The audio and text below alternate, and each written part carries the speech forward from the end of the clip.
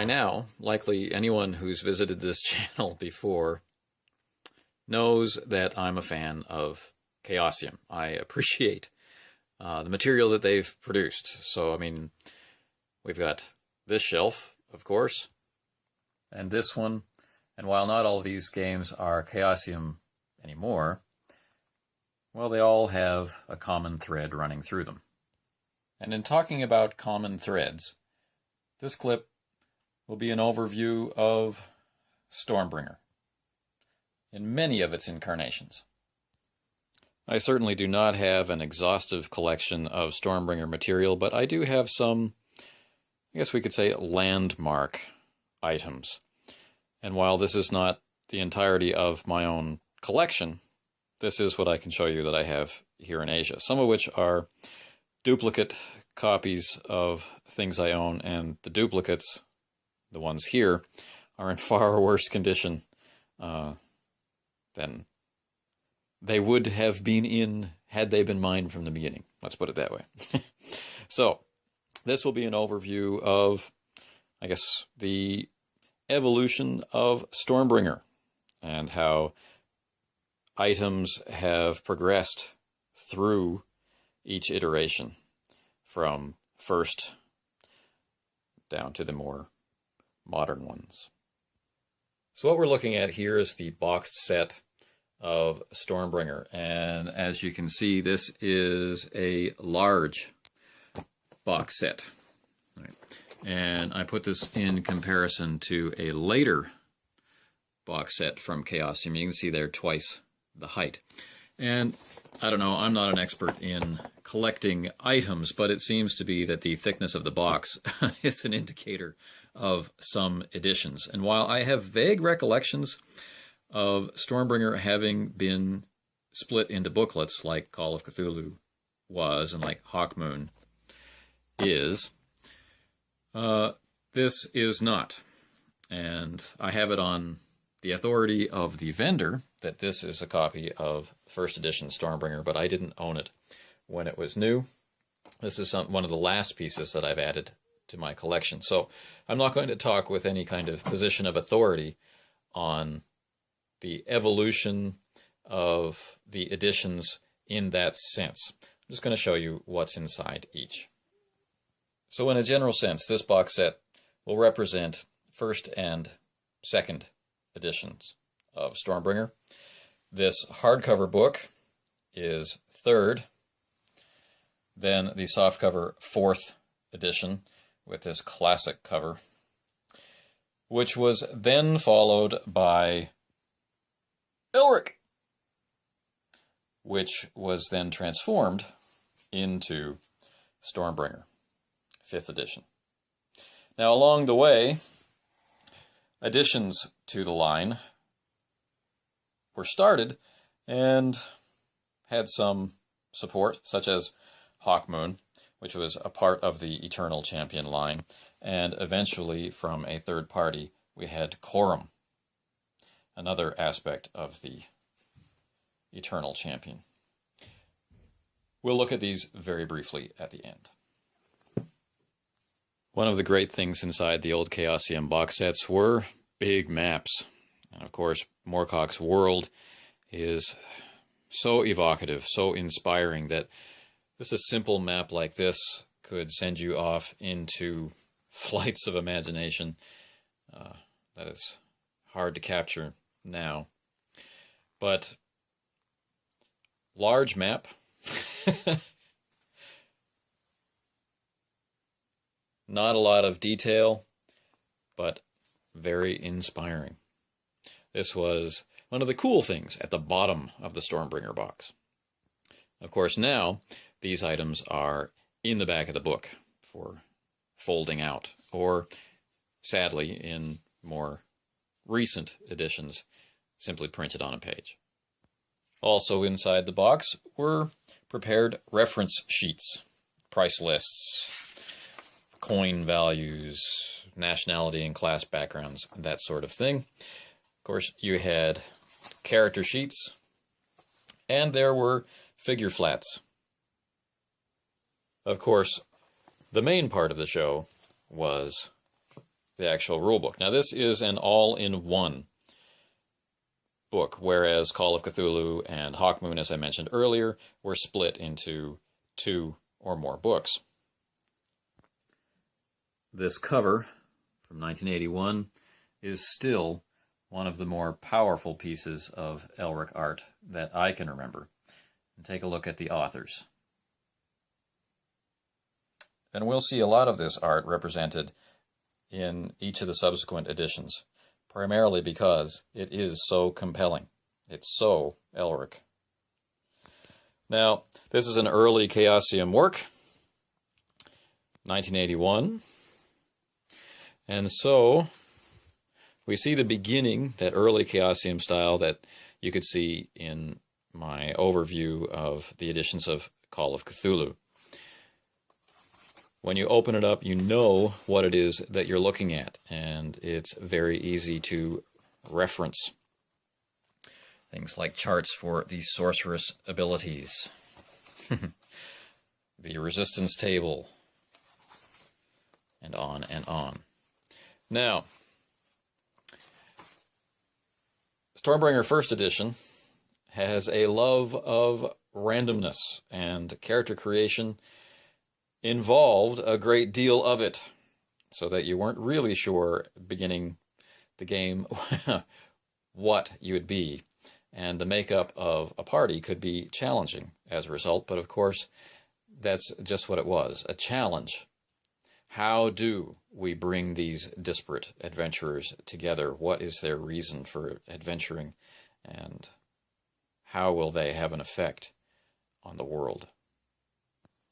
The back cover was considered to be quite scandalous and worth the price of purchase at the time. We were all young once, I guess. But this basically was a mostly complete fantasy adventure game for the world of Elric. But it wound up, well, let's say, needing some supplements. And I have one of them here, the Stormbringer Companion, still in plastic, because I have it on PDF. And there was Demon Magic, which I also have in PDF and did not get.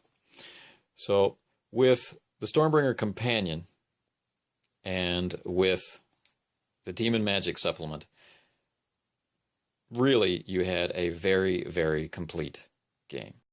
So as first and second edition are variations on this box set, we move to the third edition. Now in hardcover, entering hardcover in much the same way that the third edition of Call of Cthulhu did, via a partnership with Games Workshop. Now it had become clearly the eternal champion by this point. So we have games out like Hawkmoon, and of course people wondering, would there be more?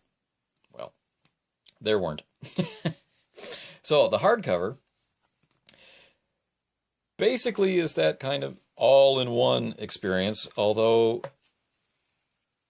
in the same way that we saw with Call of Cthulhu, with it bringing in the supplements into the main body of the text. However, as you can see, there are also color plates and sparse uses of color throughout the text. Now, some of these we would later see in 4th edition, and some of them we wouldn't. So it's always a nice surprise flipping through the pages, discovering that there's color.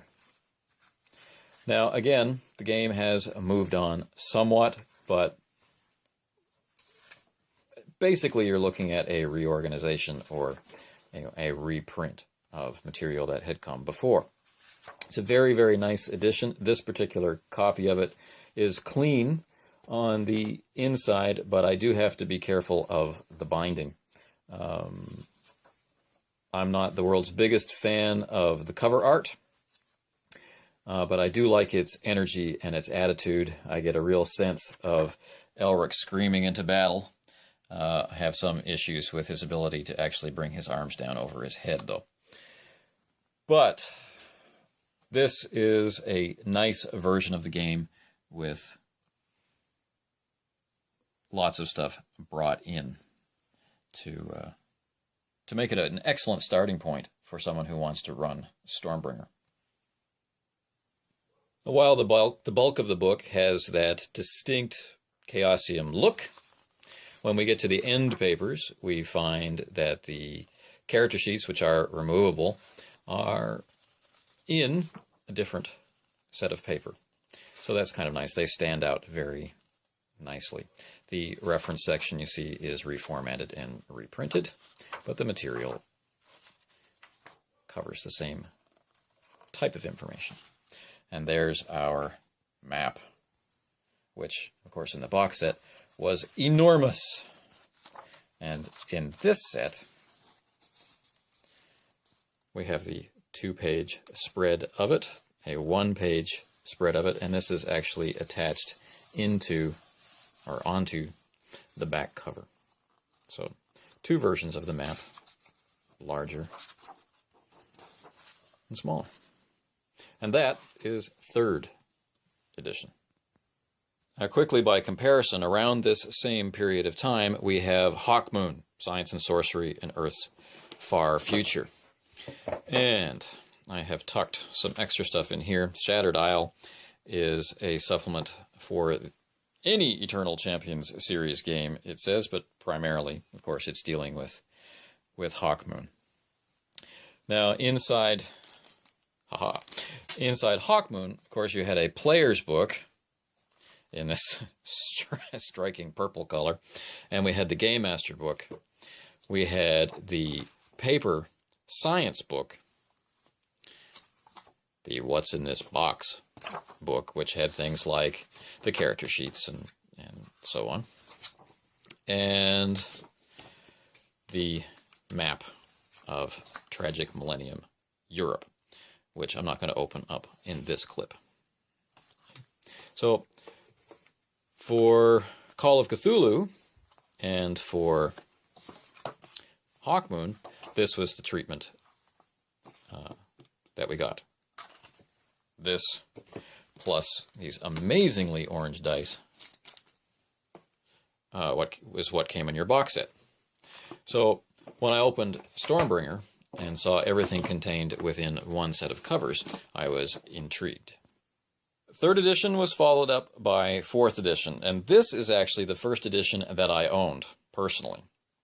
And of course, it has a fond place in my heart, both because it has a great version of Elric on the cover, a very dynamic and evocative cover that brings the series really to mind.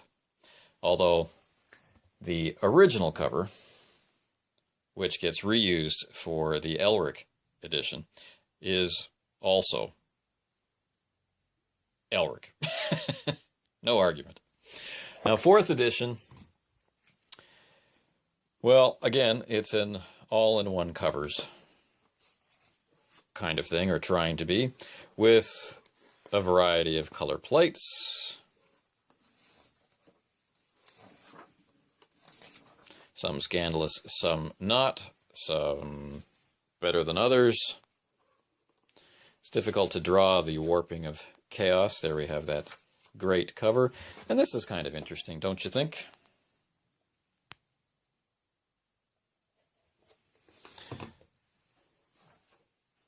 Tragic scene. I'm not really sure why anyone thought Elric had to be dressed that way, but a tragic scene, the death of Cymoril.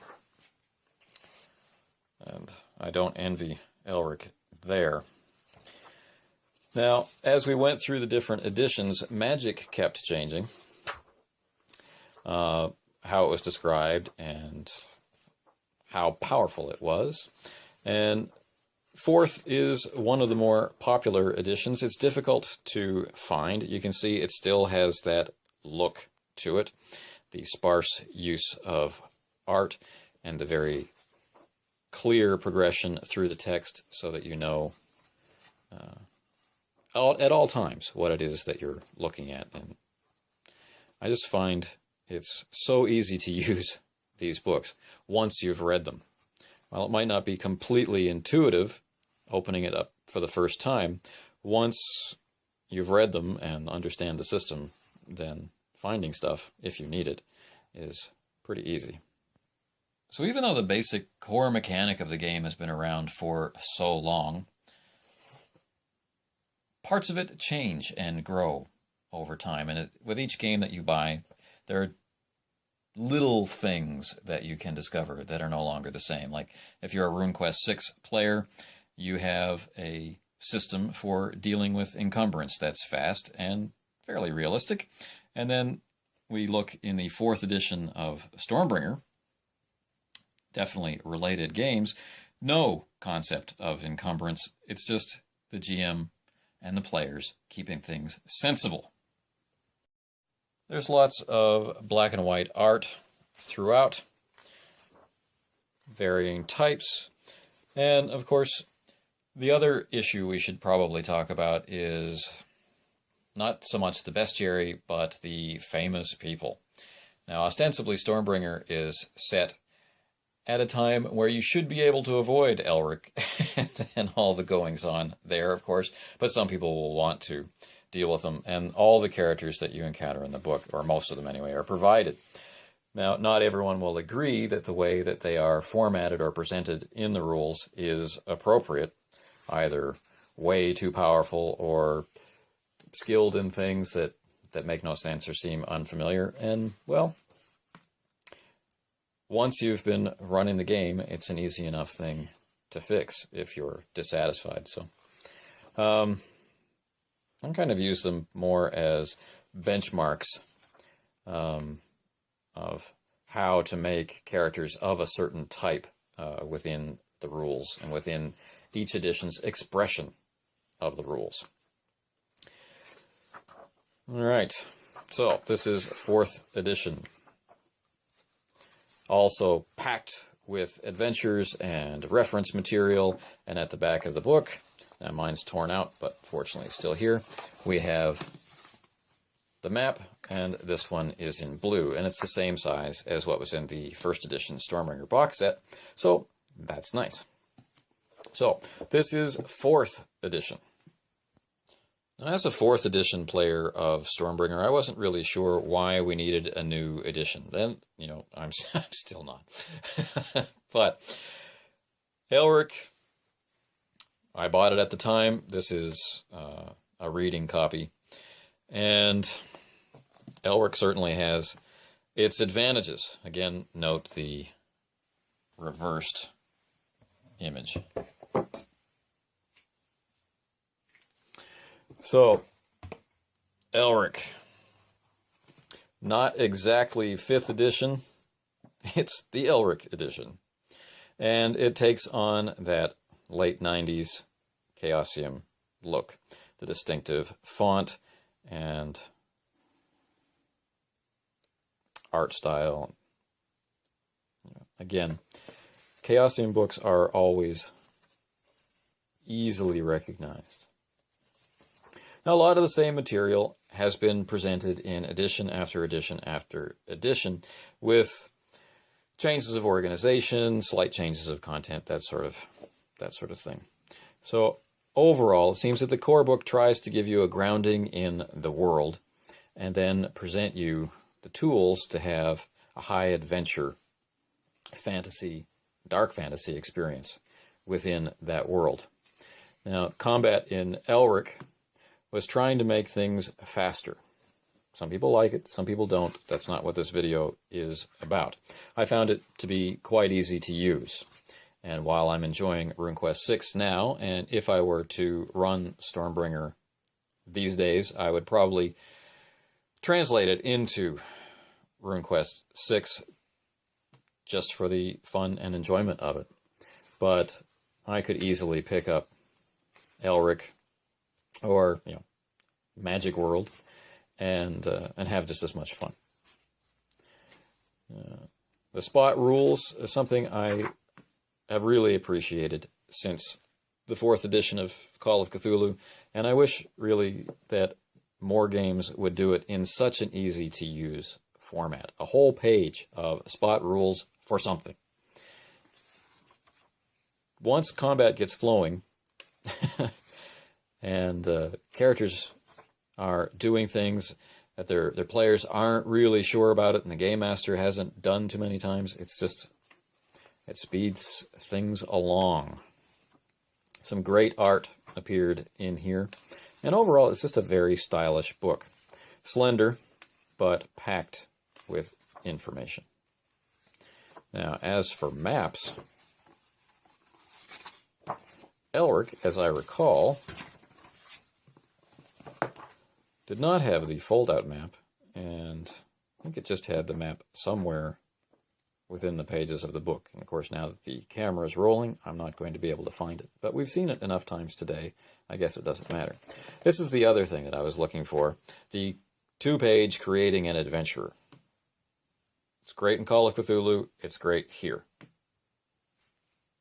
Now, there's all kinds of supplements were released for Elric, such as the source book for Melniboné, the source book for ships and seafaring. Now, there were rules in previous editions. Here we have them for this edition. The gruesome Game Master gobbets for the screen. There's another huge map in here, and so on and so forth. Elric was a very well-supported line, and I have, in the bunker on the other side of the earth, most of the supplements that were released for it. I had gotten Stormbringer 4th edition as my first introduction to role-playing in this Michael Moorcock universe, and so had missed out on most of the supplements that were available for it. But for Elric, I was there from the beginning and could follow it through to its conclusion. Now, what I missed out on, living over here in Asia, and was the hardest edition for me to track down, was actually the 5th edition. The 5th edition is quite honestly breathtaking. While previous editions have gone for the warrior in Elric, the tormented, the anguished Elric, here we see a different side of, the last prince of the dreaming city of Imrir. This is an interesting shift, and Stormbringer 5th edition was attractive all the way through. I mean, we have stylistic elements that are familiar from the Elric edition, yet it is its own beast. Different font choices and the amount of text on the page makes it easier to read. While early Chaosium products were serviceable, delivering a massive amount of text in a minimum amount of pages with a clear font and clear writing, this one takes the time to set us in the world, both in how it's laid out and in how it's written. Now again, the setting material is primarily the same, and we see some familiar friends. And this edition, as it's stemming from Elric, has the most in common with that edition. Now, these days, I hear a lot of people talking about going back to 1st edition for the fun, the chaotic, powerful nature of it, and going to 5th for, I guess, a play experience that younger or newer players might recognize as being how things are done these days. One of the supplements for 5th edition, which I was able to get, is for Corum, the Prince in the Scarlet Robe. This series is a close tie. It's so difficult looking at Moorcock's work to pick a favorite. I loved the Hawkmoon books, of course I loved the Elric books, and the Corum books are extremely powerful as well. Now, this is a third-party supplement produced by Darkside Productions, licensed from Chaosium. And again, lovely. Smaller font, harder to read. A good representation of the plane-hopping, reality-shifting, and brutal experience that Corum had to face. Just really quite an impressive work. And a strong addition to its edition.